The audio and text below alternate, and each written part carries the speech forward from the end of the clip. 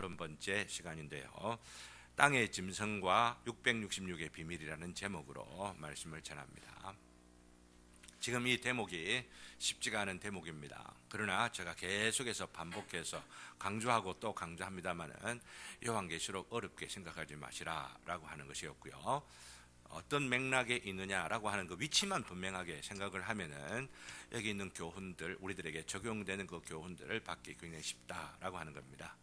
받을 마음만 있으면은 쉬운데 받을 마음이 없으니까 자꾸만 복잡해지고 이거 어려운데 이건 이 사람 이렇게 생각하는데 저 사람 저렇게 생각하는데 해가지고 복잡하게 생각하다 보니까 요한계시록이 계속 어려워지는 거예요.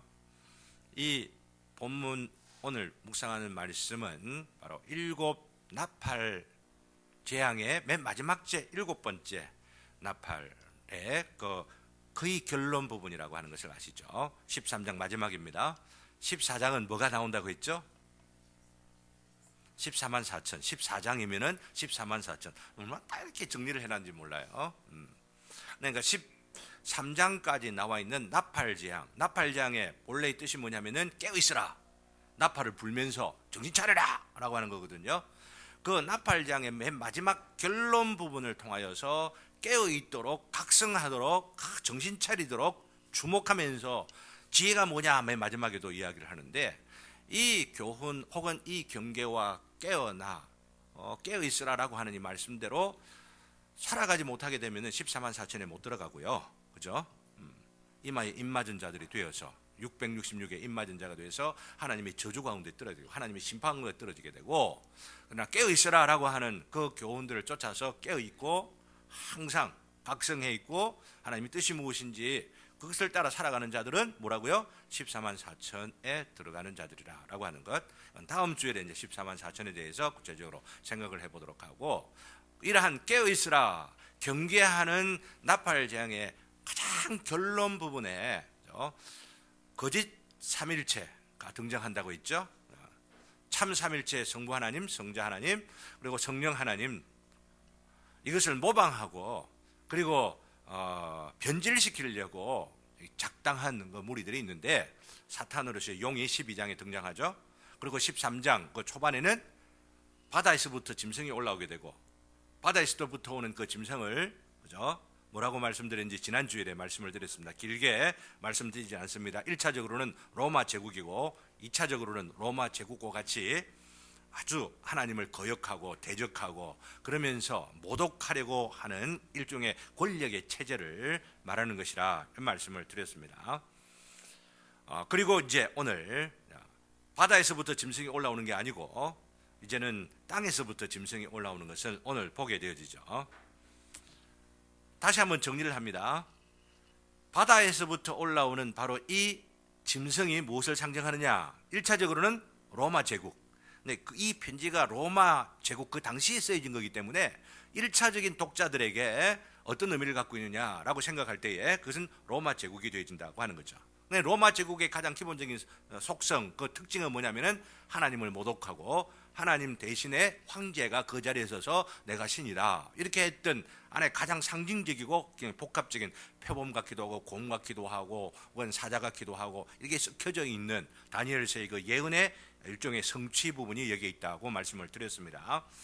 이렇게 바다로부터 올라오는 그 짐승의 본질이 바로 여기에 있다라고 하는 것을 알면은 로마 제국 그리고 권력의 체제 이런 부분 그리고 그 정점에 있는 황제를 통하여서 적 그리스도를 나타내는 정치적 의미로서의 적 그리스도를 나타내는 것이라고 한다면은 땅에서부터 올라오는 짐승에 대해서는 별로 그렇게 어렵지 않게 우리는 해석될 수가 있습니다. 왜 그럴까요? 권력의 체제와 국가와 나라라고 하는 것이 그냥 이거 나라다 한다고 해서 세워지는 게 아닙니다. 나라나 혹은 이 제국이라고 하는 것이 형성되려고 하면은 일종의 하드웨어가 있고 땅이 있고 백성이 있고 정치적 시스템이 있고 이것만 있어도 되는 겁니까? 아니에요. 보다 더 중요한 건 뭐예요? 보다 더 중요한 것은 어떤 의미에서는 이런 체제와 이런 조직과 권력과 사람들, 백성들, 땅, 영역들을 다 통합해서 하나의 파워와 권력을 행사할 수 있도록 하기에는 혼이 중요하다는 거. 이 소프트웨어가 중요한 거예요. 즉 다른 말하면 정치적 이념 혹은 그 권력을 유지하기 위한 좀 어려운 말로는 이데올로기가 있어야 되는 거예요. 이데올로기가.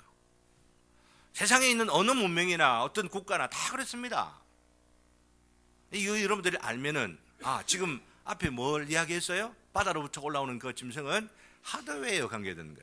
로마라고 하는 그 조직과 정치 제도, 그리고 황제들, 하나님을 배신하고 배역하고 반역하고 이런 어떤 시스템에 관계되는 이야기했다면 세상의 권력에 관한 부분이었다고 한다면 이 권력을 돌아가도록 하게 하는 뭐가 필요한 거예요? 종교가 필요한 거예요. 종교인데 무슨 종교? 하나님을 거역하고 하나님을 모독하고 하나님 대신에 다른 어떤 존재를 세워두려고 하는 그런 종교. 가짜 종교. 근데 가짜 종교하고 진짜 종교하고 비슷할까요? 아니면은 완전히 차이가 날까요? 완전히 차이가 나면은 너무너무 좋죠. 구분하기가 좋죠. 그러면 깨어라, 깨어있으라, 경계해라 이런 말 할 필요 없죠. 뻔하니까. 근데 깨어있어야 할 이유가 뭐예요? 너무 비슷하니까. 혼동하니까.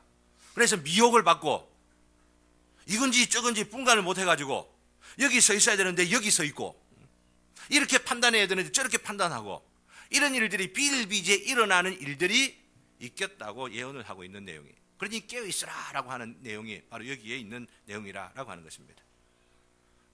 쉽죠? 이거 모르는 사람 어디 있노? 이것 좀 알아야지. 여러분들은 오늘 막 기가 막힌 말씀을 듣는 겁니다. 요한계시록을 딱 이렇게 굉장히 어렵다고 하는 이 부분을 쫙 깰 수가 있는 핵심적인 바로 이런 사실들을 여러분들이 들으시기 때문입니다.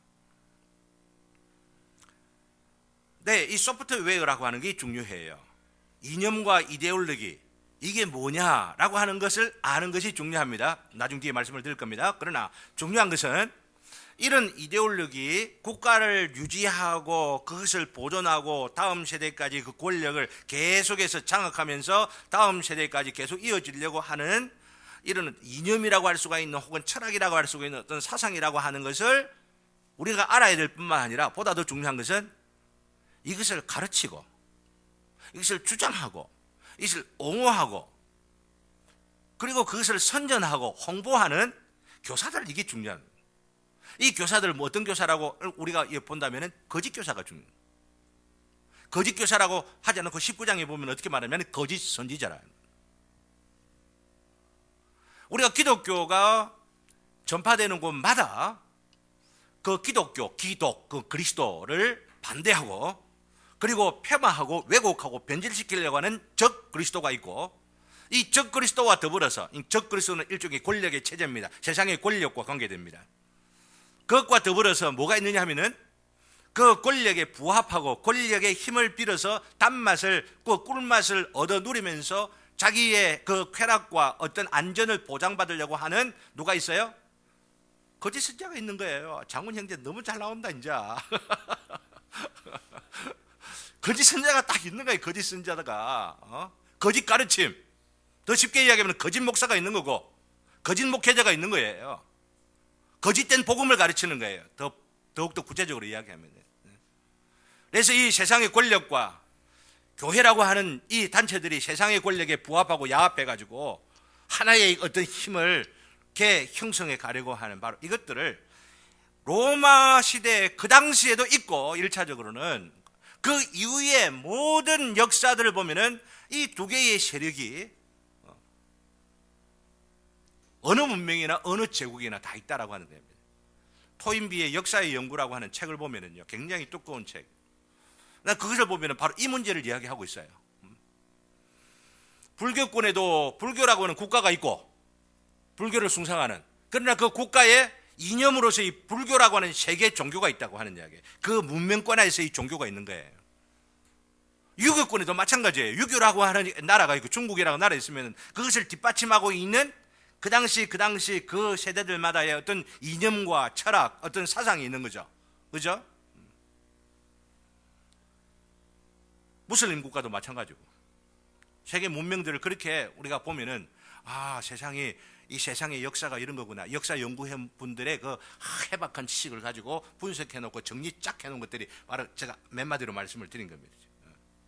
성경도 여기 있는 세상의 돌아갈 일들을 예언해 놓고 거기에 깨어 있어라, 정신 차려라라고 한다면은 이 성경 속에 나와 있는 이 예언의 어떤 그 측면들이 이런 세상의 그 흐름을 반영하고 있는 것, 분명히 우리는 예측할 수 있는 것 아닙니까? 그죠? 그래서 이 둘이, 즉 세상의 권력과 세상의 종교라고 하는 것이 두 개 어떻게 결합해서 어떻게 하나님의 백성들을 괴롭히고 핍박하고 현혹하고 미혹시키다가 어떻게 망하게 되는가 하는 것을 요한계시록 17장에 가면은 바로 짐승 위에 음녀가 타가지고 이건 바벨론이라 음녀라 이렇게 하는 그 부분으로 나오게 돼요. 아쉽지만은 제가 지금 마음속에 그 궁금하게 아쉽게 생각하는 것은 나와야 될 사람들이 안 나오는 것 같아가지고 우리 새벽기 성경 공부에 정말 들어야 될 이 요한계시록의 메시지인데 혹시 이 좀 안 나오는 분들이 좀 더 그런 거 아쉬워가지고 내가 이제 14장까지를 마치려고 합니다. 15장은 마지막 대접장, 이 부분은 이 분위기가 다시 한번 무르익을 때에 이 요한계시록 결론을 좀 더 이야기를 할까 생각하고 16장, 17장, 18장 그러면서 뒷부분을 이어 좀 남겨놓으려고 하니까 다음 주, 그 다음 주 한 2번 정도 혹은 3번 정도면은 이제 이 요한계시록 일단락을 내려고 합니다. 그렇게들 아시고 먼저 11절 한번 봅시다. 오늘 본문의 시작입니다. 이 짐승을 묘사를 하기 어떻게 묘사합니까? 다 같이 11절 있습니다. 다 같이 시작. 내가 봄에 또 다른 짐승이 땅에서 올라오니 어린 양같이 두 뿔이 있고 용처럼 말하더라. 중요한 대목 그 요점만 제가 말씀을 드립니다. 여기 어린 양 같아 라고 하면 크리스찬이면 어린 양 누군지 누구나 다 알죠. 이거 모르면 간첩입니다. 크리스찬이란 말을 말한다 하더라도 이거 크리스찬 아닐지도 모르겠다 생각을 합니다. 어린 양 딱 하면은 예수 그리스도가 생각나죠. 그죠? 어린 양입니다.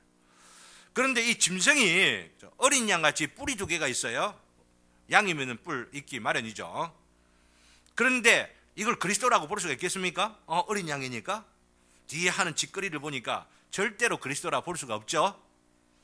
그러면 그리스도를 흉내내는 그런 어떤 존재라고 하는 것을 알 수가 있습니다. 그리스도의 가르침을 흉내낸다라고 하는 겁니다. 그리스도의 가르침을 비슷하게 냄새가 조금 나시면서 뒤에 가니까 냄새가 구린 냄새가 나는 거야 지금. 예수님께서 하신 그 여러 말씀들 가운데에 어떤 부분은 강조하면서도 어떤 부분은 빼놓고 오늘 그리스도의 말씀인 듯 하면서도 끄트머리 가면은 그리스도의 말씀이 아닌 것으로 드러나게 되고 나중에는 그리스도의 마음을 뒤집어 놓는 그런 어떤 그런 교훈들을 가르치는 거예요. 어린 양같이 두 뿔이 있어가지고 흉내를 내는데 그것도 권세 있게 뭐처럼 말해요?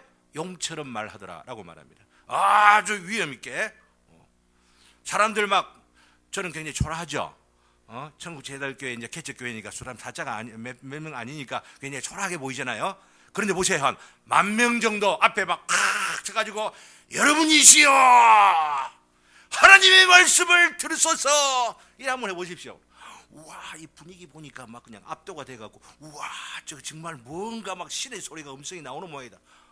용처럼 말하는 바로 그런 일이 있다라고 하는 이야기입니다. 그러니 어찌 보면은 그렇게 한번 말했잖아요. 하나님께서 역사하시고 교회에서 위대하게 사용하시는 하나님의 일꾼들이 하나님의 명령을 받고 변화되어지는 역사를 보면은 큰 대형 교회에서 부름을 받는 일들이 거의 극히 드물다. 전혀 없다고 이야기를 못하지만 조그만 교회를 통하여 그런 역사의 현장들을 찾아보면서 저의 마음 가운데 그걸 주시더라고요. 아주 시골 교회에서 정말 힘들고 어렵다고 생각되는 볼품없는 그런 교회에서 하나님께서 영이 임하셔서 세상을 뒤집어 놓는 인물들을 만드시고 불러내시고 이런 일들이 있는 거죠. 제가 원하기로는 우리 천국제도교회에 있는 분들이 하나님의 영을 받고 사명을 받고 이 시대를 깨워내는 위대한 인물들이 되시고 그 인물들을 키워내는 복된 역사에 동참하시는 저와 여러분 되시기를 주님의 이름으로 기원합니다. 이 용처럼 그리고 어린 양처럼 그러면서 이 말하고 있는 바로 이 존재가 누구냐? 1차 독자의 경우에 바로 이 성경이 기록된 그 시대 로마 시대의 그 경우라고 한다면은 우리 송영모 목사님이 요한계시록 전문했다고 하는 것 여러분들 아시기 때문에 참고로 저도 자주 하기도 하고 대화도 하고 궁금하고 의문난 거 있으면은 송 목사 나 이거 이해 안 되는데 좀 설명 좀 해라라고 하든지 당신 이런 이야기를 했는데 좀 문제가 있는 것 아니냐 이러면서 이야기들 서로 주고받고 얘기를 합니다. 근데 송 목사님의 그 기본적인 관점은 1차 독자 그 당대에 여기 기록되어 있는 그 독자들을 염두에 둔다. 그건 나 옳은 견해라고 생각을 합니다. 그러면서 거의 19장까지를 그 당대에 성취된 것으로 끝내는 경우가 좀 있어서 조금은 아쉽다고 생각합니다. 지금 우리 시대에 어떻게 연결되느냐라고 하는 그런 측면은 조금 약간 부분들이 있기 때문에 그렇습니다. 근데 1차 독자의 측면에서 보면은 그 당시 교회 내에 침투에 들어와서 복음을 어지럽게 하고 혼잡하게 만드는 유대주의자들이라고 말하면은 예수는 믿어도 예수 믿는 것으로 되는 것이 아니고 율법을 또 지켜야 돼라고 말하는 것을 주다이저스 혹은 유대주의자라 이렇게 말합니다. 이런 유대주의자들의 그 경우를 보면은 굉장히 그 초대교회의 크리스찬들에게 매혹적이고 굉장히 유혹적인 존재들이었다라고 하는 것을 여러분은 아셔야만 합니다. 예수 믿는 바로 이 사람들이 어디서 쫓겨납니까? 성전에서 쫓겨나지 않습니까? 그죠? 그래가지고 어디에서 예배를 드려요? 어떨 때는 무덤에서, 어떨 때는 저기 예배당도 제대로 없어. 어디 그 뭐 들판에서 아니면은 어디 집 조그만 창고 같은 데서 그렇게 예배를 드리는데 유대주의자들 아니면은 율법을 지켜야 된다라고 하는 사람들 예배를 어디서 드려요?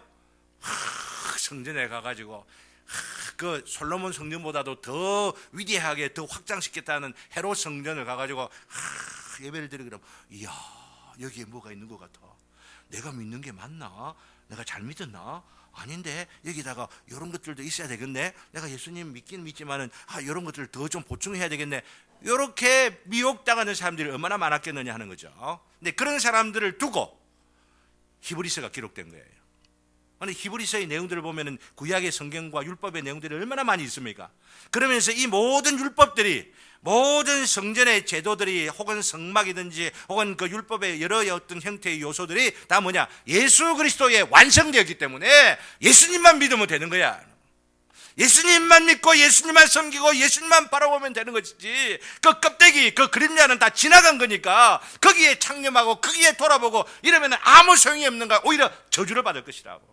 그러면서 예수 그리스도의 그 위대함과 그 유일성을 강조하고 또 강조하는 말씀이 어디에 있느냐? 모세보다도 낫고 그리고 여호수아보다도 낫고 아브라함의 그 믿음으로 믿는 것이면 예수를 믿는 바로 이 믿음이 아브라함이 믿었던 바로 그 믿음이다. 계속해서 강조하는 것이 바로 이 히브리서 내용이죠. 어쨌든 그 당시의 사람들에게 그렇게 매혹적이고 매력적이고 유혹이 될 만한 요소를 강조했던 사람들이 유대주의자들이라고 하는 겁니다.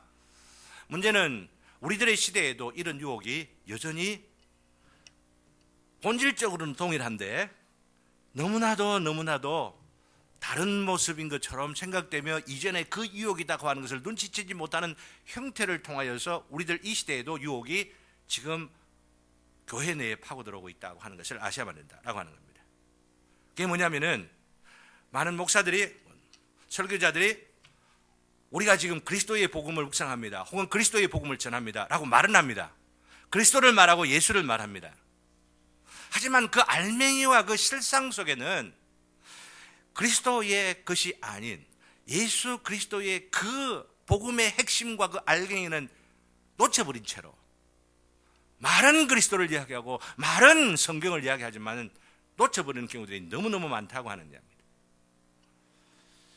그것이 현대의 복음주의라고 하는 그 이름으로 이미 미국 교회가 엄청나게 잠식되어 버렸다라고 하는 것을 미국에 있는 수많은 신학자들이 이야기하고 있고 정신을 그래도 차리고 있는 설교자들이 그런 것들을 고발하면서 미국 기독교는 기독교가 아닙니다라는 이야기가 심지하고 있습니다.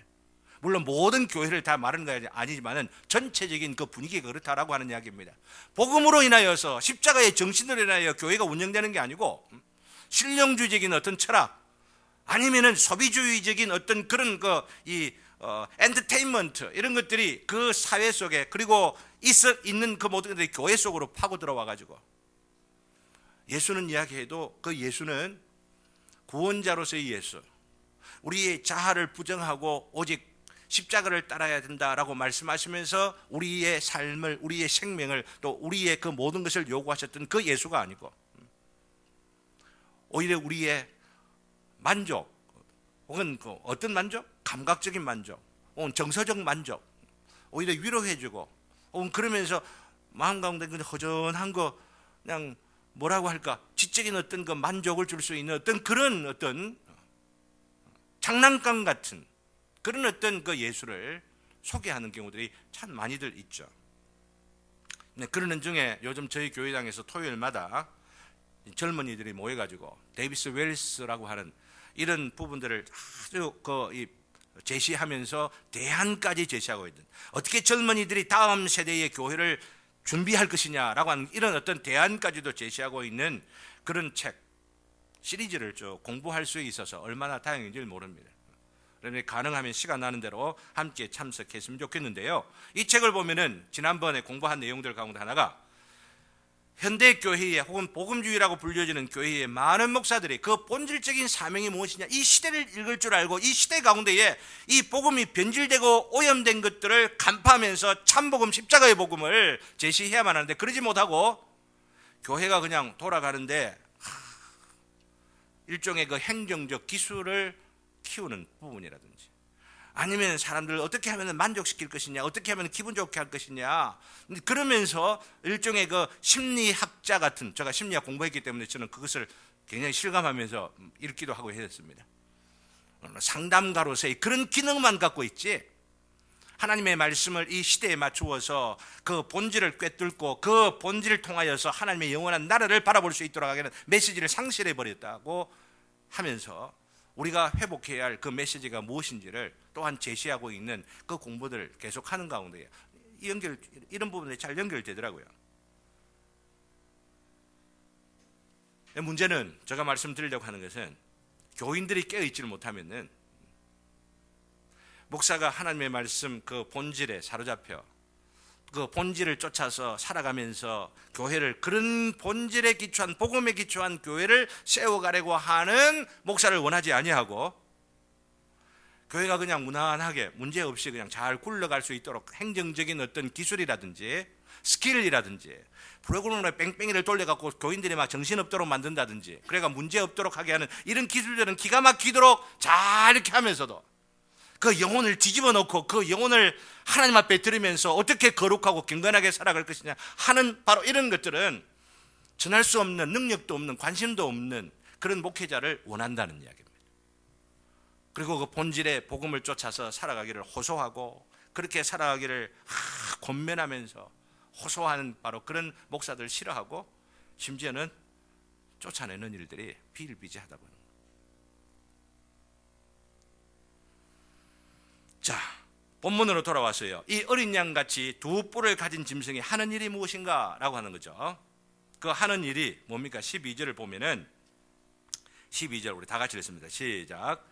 그가 먼저 나온 짐승의 모든 권세를 그 앞에서 행하고 땅과 땅에 사는 자들을 처음 짐승에게 경배하게 하니 곧 죽게 되었던 상처가 나은 자니라. 곧 바다에서부터 올라온 그 짐승을, 땅에 올라온 이 짐승이 사람들을 미혹하고 미혹해서 바로 이 바다에서 올라온 짐승을 경배하게 만드는 거죠. 웃으면 아시겠죠? 바로 여기 바다에서 올라온 짐승이 뭐라고 했습니까? 로마 제국이고, 로마 제국이 가장 정점에 있는 황제라고 했죠. 여기에 땅에서 올라오는 그 짐승이 사람들로 말미암아 이 황제를 섬기세요. 경배하세요. 그래야 복을 받아요. 그래야 안전해요. 그래야 평안해요. 그래야 잘 살 수 있어요. 그래야 우리가 평화를 유지할 수가 있어요. 이러면서 지금 부추기는 바로 이 짐승이 하는 일들이 뭔지 아시겠죠? 거짓 교사의 가르침이라고 하는 이야기입니다. 지금 무엇을 가르쳐야 되는 거예요? 로마 제국의 하나님을 배역하고 하나님을 무시하고, 그러면 하나님을 거역하는 바로 이 시대를 향하여서 그 본질을 간파하면서, 아닙니다, 하나님이 살아계신 하나님이, 성경의 하나님이 우리 하나님이지 황제를 보고 이러면은 안 됩니다 이러면서 외쳐야 될 그런 교사들이, 바로 그런 선생들이 황제를 믿어야죠. 황제 숭배하는 것은 그건 시민 종교이기 때문에 그건 괜찮아요. 비슷한 스토리가 우리들 가운데 계속해서 빚어져 나온 일들을 여러분 눈치채실 수가 있죠, 그죠?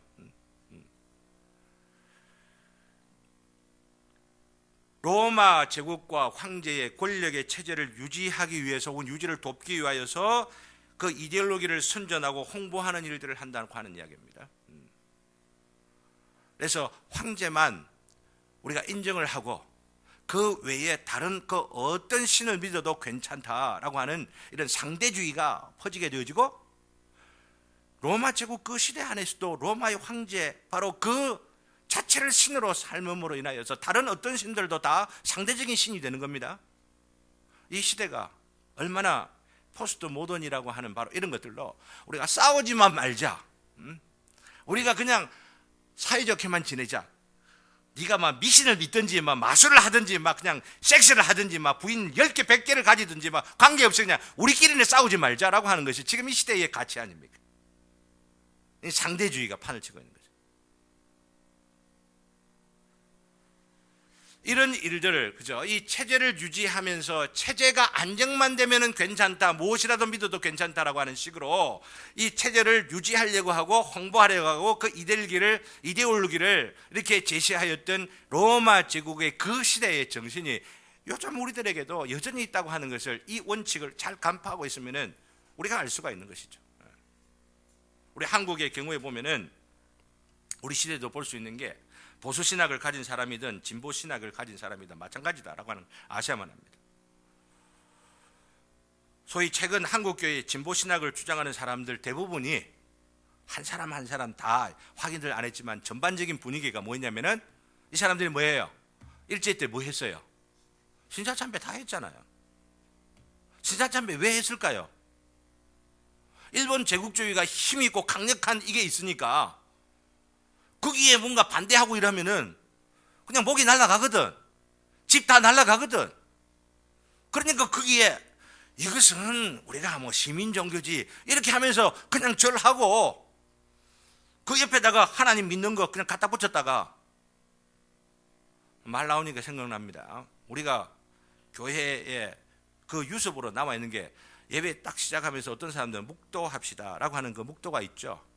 왜 묵도를 하는 줄 아세요? 하나님께 예배를 드리기 전에 그 앞에다 뭐 했냐면 동방요배하고 다 했어요. 동쪽에 있는 그 이 황제, 그러니까 일본 천황에게 절을 합시다 이러면서 한 뒤에 거기서 하나님께 예배하기 위하여서 순서를 싹 바꾸려고 하니까 중간에 뭐가 이상하잖아. 그러니까 묵도합시다 이러면서 그 예배를 이렇게 이 트랜스퍼 하는데 그 흔적으로 남아있는 요소라고 하는 겁니다. 다른 말로 말씀드리면 묵도할 필요가 없는 겁니다. 물론 우리 마음을 좀 가라앉히고 그러면서 집중하도록 하기 위해서 뭐 그렇게 하는 것을 반드시 나쁘다고 할 수가 없지만, 이런 역사적 예들을, 예배 형식에 남아있는 일종의 그 잔재라고 하는 것들을 우리가 알아두어야 할 필요가 있습니다. 제가 이 말씀을 드리는 것은 진보신학을 하고 있는 사람들을 비판하기 위한 것이 아니라 보수신학하는 사람들을 생각해 보세요. 보수신학하는 사람들이 정교 분리의 원칙을 가지고 3공화국 때, 그리고 그 4공화국, 5공화국 때 제대로 목소리를 내지 못했잖아.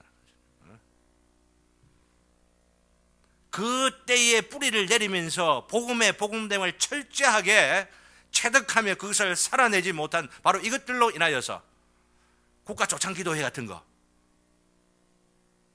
왜 예수도 믿지 않는 사람들 앞에 가가지고 전두환 대통령을 위해 기도하고 박정희 대통령 기대하고 우리 위대하신 우리 대통령 건강하게 해주시기를 원합니다. 뭐 조금 되게 그런 기도들, 물론 정권을 위하여서 우리가 안정되도록 하기 위한 기도가 있어야 되지만 그런 기도의 형식들을 취해야 될 필요가 있겠느냐? 그런 것들을 통하여서 정권을 유지하는 사람들은 뭐 어떤 것들이냐면, 정권을 유지하는 사람들은 외국에 우리는 종교의 자유가 있다라고 하는 것들을 과시하고 보여주기 위한 하나의 쇼, 그리고 그런 것들을 요구하고 있는 정치가의 그 기호 혹은 그 정치에 대한 권력의 욕구, 이것들을 인정해 주면서, 그러면서 교회가 커지고 안정되고 그러면 괜찮다고 생각하는 그런 형태의 이 야합이라고 하는 것들이 어디에 있었느냐? 보수교회에 있었다는 거예요. 고신이라고 난 큰 소리 할 수 없다고 생각합니다. 이런 부분에 있어서 정치에 관심을 갖고 뭐 뛰어들고 막 데모하고 나 이래란 이야기 절대 하지는 않습니다. 기독교는 정교 분리가 아니라 정교 구분이 있어야 됩니다. 그렇기 때문에 크리스찬들은 정치에 대하여서 이번에 이제 정치 계절이 오지 않습니까? 막 플랜카드가 이리저리 붙고 막 이래 하는데 관심 많이 가지셔야 됩니다. 그러면서 올바른 선량들을 뽑기 위하여서 정말 백성들을 위한 바로 그런 어떤 선량들을 뽑기 위하여서 기도하기도 하고 잘 분별하기 위하여 정보들 찾아보기도 하고 그런 수고가 참 필요해요. 나중 투표가 가까워지면 이런 부분에 좀 더 이야기를 드리도록 이렇게 하겠고요. 이 짐승이 그럼 무슨 일을 하느냐 이것들을 좀 더 구체적으로 살펴보기를 바랍니다. 아까 말씀드렸습니다. 그 세상의 권력, 정점에 이르는 황제를 숭배하도록 부추기고 또 그런 어떤 태도와 자세들을 조장하고 그러면서 야합하고 있는 바로 그 모습들을 말씀을 드렸습니다. 13절에 보니 큰 이적을 행하되 심지어 사람들 앞에서 불이 하늘로부터 땅에 내려오게 하였다고 말합니다. 여기 있는 부분을 보면 여러분들이 구약 성경에 엘리야가 이 아합의 바알 선지자들과 더불어 아세라 선지자들을 더불어 대적해서 하늘부터 불이 내려오는 바로 이것들을 흉내내고 있는 모습들을 여러분 보게 되죠. 우리가 참 선지자다라고 하는 이 흉내를 내는 겁니다. 근데 이런 일들을 실제의 기적인지 아니면은 꾸며놓은 기적인지 이건 우리가 이 구절을 통해 정확하게 알 수가 없어요. 그러나 이런 일들이 있을 것이다 라고 하는 것들, 즉 하나님을 배역하고 거짓 선지자들이 자기가 참 선지자인 것처럼 과장하고 그것을 드러내기 위하여서 무엇을 보여주느냐? 이적을 행하는 일들이 있겠다고 누가 말씀했냐면은 예수님께서 말씀하셨어요. 예수님께서 마태복음 24장 너무나 유명하잖아요. 종말의 때에 무슨 일이 있을 것이다 라고 하는 것들 예수님께서 말씀하시면서 마태복음 24장 24절 25절에 이렇게 말씀하시죠. 거짓 그리스도들과 거짓 선지자들이 일어나 큰 표적과 기사를 보여 할 수만 있으면 택하신 자들을 미혹하리라. 그리고 예수님께서 덧붙인 말씀이 뭐냐면은 보라 내가 너희에게 미리 말하였노라 이런 말입니다. 예수님께서 미리 말씀하신 바로 이것이 왜 말씀하셨을까요? 정신 차리라라고 하는 이야기입니다.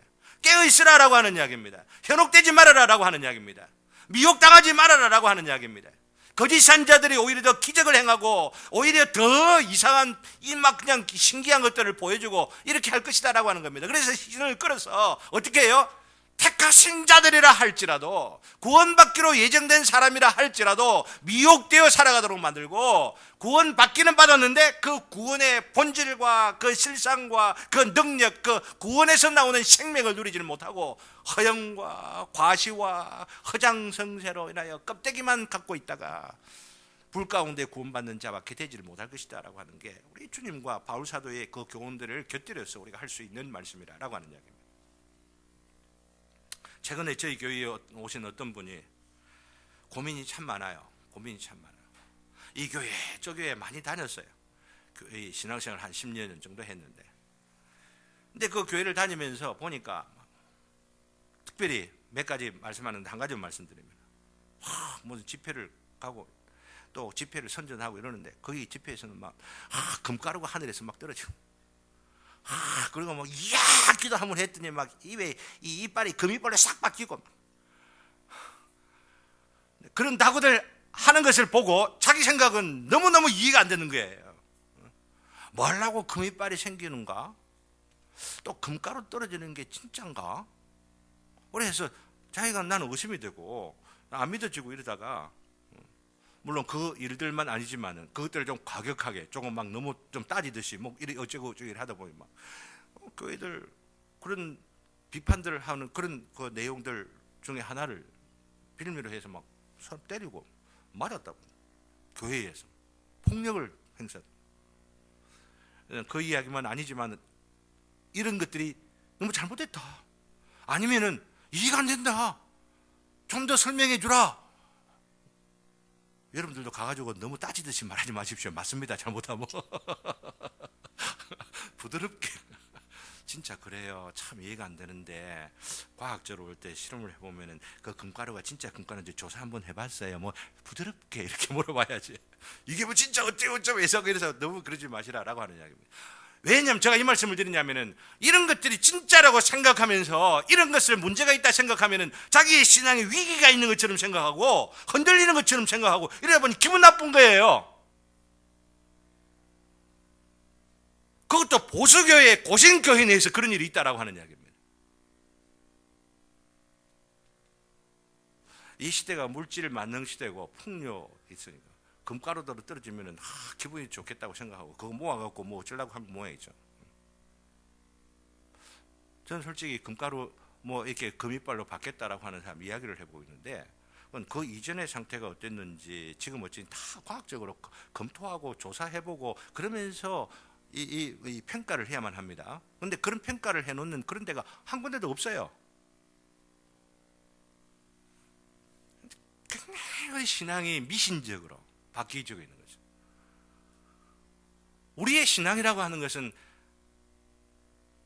이성적이어서만 안 되지만은 초이성적이어야만 되지만은 이성을 무시하지는 않습니다. 상식을 무시하지 않습니다. 상식을 무시하지 않는 가운데에 하나님께서 특별한 어떤 역사로 그 초상식적인 상식을 넘어서는 기적을 베푸시는 일들이 우리 또 있어서 우리 인정을 해야만 되지만은 그런 어떤 기적이라고 하는 것이 막 그냥 일상적으로 일어나는 어떤 그런 것들로 생각해서는 절대 아니 된다라고 하는 거 말씀을 드리고 싶은 것입니다. 그리고 어떤 기적이 있다고 한다면 그 기적이 나의 믿음으로 나의 어떤 기도로 일어나서 막 떠벌리고 막 이러면서 제가 막 우리 교회 일어난 기적들 이야기하면 떠벌렸다고 한다면 막 떠벌릴 거 얼마나 많은지 몰라요. 황 권사님 이 치료된 거 생각하면 내가 떠벌릴 수 있는 거 아닙니까 그거? 장로님 맞죠 그죠? 얼마나 고통하시고 얼마나 힘들어 하셨는지 아시거든. 근데 지금 막 펄펄 날라다니죠. 감사드릴 일들이 있는데 우리의 어떤 그 무엇으로가 아니라 하나님께서 은혜를 베푸셔서 하나님께 은혜를 돌리고 영광을 돌리고 역사를 돌리는 바로 이것이 있을 때에 우리는 그런 기적을 경험하면서도 겸손할 수가 있는 거예요. 그리고 기적 이거 안 하는 거예요. 오히려 말씀으로 하나님 앞에 더욱더 겸비하게 겸손한 심령으로 행하려고 할 때에 뜻하지 않는 그 어떤 순간에 하나님의 때에 하나님께서 주시는 기적의 역사가 있는 줄 알고 보다 더 감사하게 되는 일들이 있게 되어주는 것입니다. 누가 이런 주장을 한다고요? 기적을 표적을 행하고 그것을 떠벌리고 이런 사람 누가 한다고요? 예수님께서 말씀하실 거짓 그리스도들과 거짓 선지자들이라 말하고 있습니다. 속지 마시기를 바라는 겁니다. 이들이 결국은 무엇을 만듭니까? 짐승의 우상을 만듭니다. 그 우상에 개절하도록 하게 하는 것이 바로 우리 본문 말씀 가운데 나오는 것을 보게 되죠. 그죠? 거기 보면은 14절에 보면 우리 다 같이 한번 읽겠습니다. 다 같이 시작. 짐승 앞에서 받은 바 이적을 행함으로 땅에 거하는 자들을 미혹하며 땅에 거하는 자들에게 이르기를 칼에 상하였다가 살아난 짐승을 위하여 우상을 만들라. 상하였다가 살아난 짐승, 바로 이거 로마 제국을 말하고 세상 권력을 말하는 걸 말씀드렸습니다. 우상을 만들어라. 세상의 그 권력을 섬겨라. 그리고 그 권력 앞에 저항하지 말고 잘 야합해가고 잘 이렇게 평안을, 그래야 우리가 평안을 누리는 것 아니냐. 그래야 우리가 좀 평안하게 살고 좀 안정되게 살고 좀 부요를 누리며 살고 잘 살 것 아니겠느냐. 그거예요. 지금 우상을 만들어라 라고 하는 이야기죠. 그 당시로는 황제 우상, 황제의 실제의 상을 만들어서 온 동네 구석구석에다가 실제로 앞에 경비가 만들고 경비한 사람들에게 통행증 같은 거 주어서 이것 없으면은 다니지 못하도록 하게 한 바로 그런 일들이 실제로 있죠. 로마 네로의 황제, 그 뒤에 나오는 황제들의 경우가 네로를 흉내내 가지고 그렇게들 한 결정적인 어떤 일들이 벌어지기를 시작을 하죠.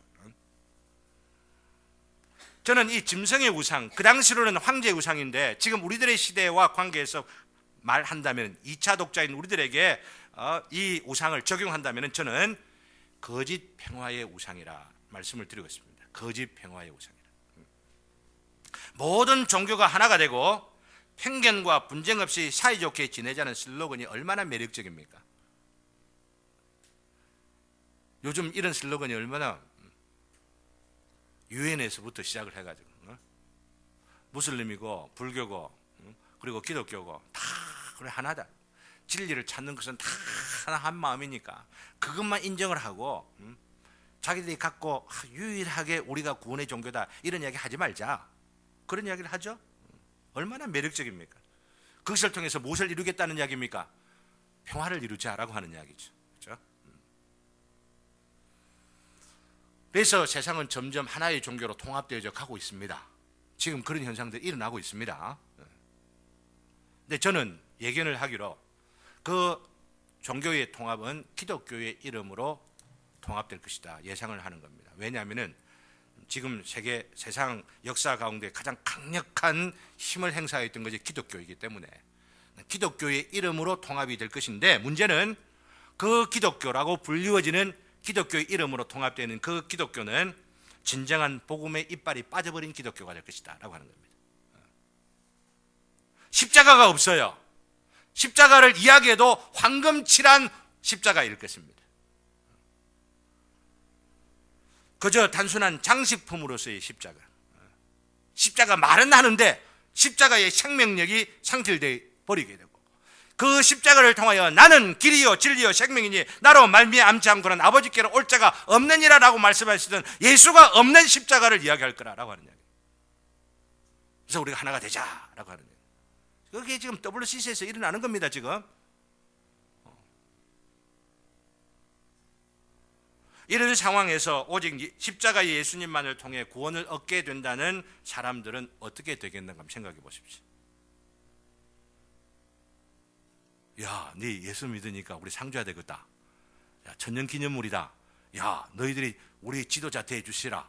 이렇게들 하겠습니까? 예수 이야기만 하고 예수만 믿으면 구원 얻는다라고 이야기하는 사람 어디 가겠어요? 저기 가서 아무 말도 못하고 하지 말고 똑 처박혀 있어. 입에다 자꾸를 채울 겁니다. 그런 일들이 요즘 일어나고 있습니다. 어디에서요? 북한에서 일어나는 게 아니고 지금 영국에서도 일어나고 있고 미국에서도 일어나고 있고 프랑스도 일어나고 있고 소위 기독교 국가라고 하는 데서 서서히 일어나고 있어요. 기독교에 대한 반감. 어째서 반감? 그냥 도덕적인 면에서의 어떤 실수와 연약함들로 인한 그런 누적된 것들이 없지 않아 있겠지만은 보다 더 본질적인 것은 예수만 구원이 있다라고 하는 것이 반감이라고 하는 이야기입니다. 그걸 이야기하면은 우리가 갖고 있는 질서, 이 평안함 그리고 평화를 깨뜨리니까 당신 같은 사람은 이 우주의 이 지구상의 해충이야. 그러면서 핍박하고 조롱할 일들이 있게 될 것을 여기에 말씀하고 있는 거예요. 우리가 요한계시록을 보면서 그걸 읽어낼 줄 알아야 되는 겁니다. 그러니 깨어있으라 라고 하는 것이죠. 예수 믿는 사람들은 옹졸한 사람들이고 편협한 사람들이고 독단적인 사람이라고 욕을 듣고 조롱을 받을 것입니다. 예수 없는 기독교, 십자가 없는 예수를 전하는 사람들은 이야 매력적이다, 너무 관용적이고 표현력이 있다. 와, 참 강단에다가 스님 딱 와가지고 설계 한번 해보세요. 이렇게들 다 하고, 아이 뭐 저기 신부도 와갖고 한번 쫙 강단 한번 해주세요. 이야 우리 목사님 좋다. 그런 일이 서울에서 지금 벌어지고 있습니다. 우리 목사님 매력적이야. 너무너무 시대를 읽을 줄 알아. 저는 선 목사는 그리 못합니다. 저한테 그 기대하지 마십시오. 바로 이런 것을 예언하고 있는 것이 바로 15절부터 오늘 마지막에 18절까지 내용이에요. 예, 마쳐야 될 시간이 되었습니다.